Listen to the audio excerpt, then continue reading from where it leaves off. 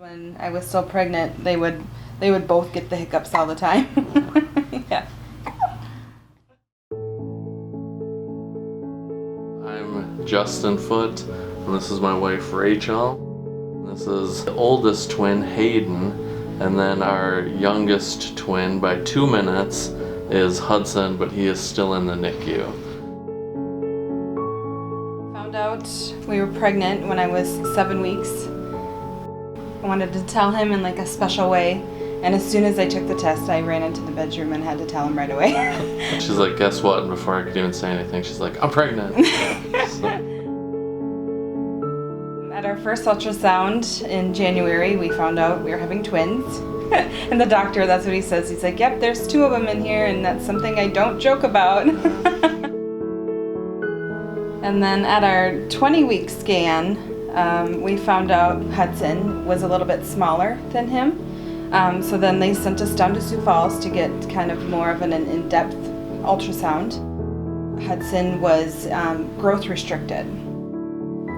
So then we had to come down here once a week for 13 weeks just to make sure that everything was still looking good with them.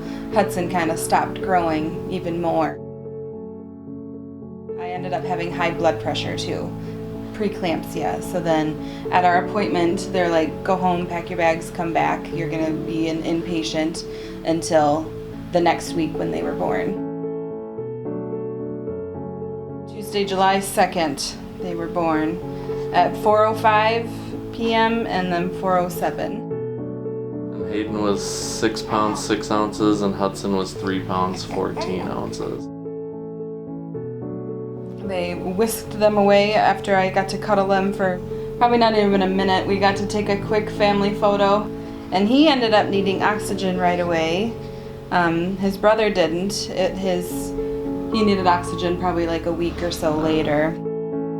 At first, Hudson was the one who didn't need any help at all. He was just doing great, and then Hayden here ended up having to have a CPAP on. To be honest, I don't think we really had planned how long this was going to take after the birth. I think both in our heads we both had a thinking that it would be like a week. I knew Hudson was smaller, but I definitely was naive of like what that meant. We're just grateful that there was something available to kind of give us that sense of home. Place to not have to hear the hospital noise all the time. The monitor is constantly beeping and...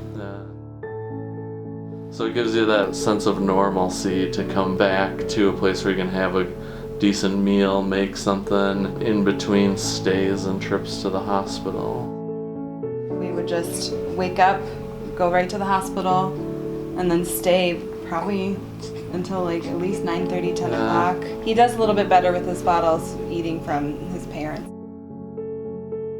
Usually we'd come back, just spend the night here, so we'd go into the room and just kind of unwind for an hour and a half, and then completely fall asleep exhausted. Yeah. Walking distance. I feel really comforted that, you know, if something were happening with the boys, we can just get back there really quickly if we needed to.